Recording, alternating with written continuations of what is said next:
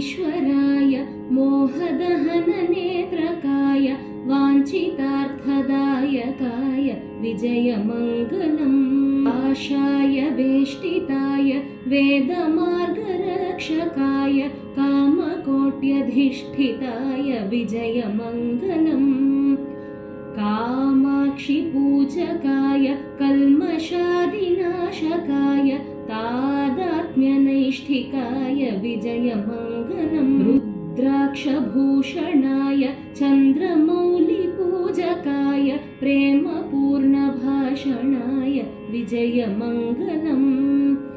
ब्रह्मैक्यबोधकाय ब्रह्ममार्गरञ्जनाय देशिकोत्तमोत्तमाय Vijayamangalam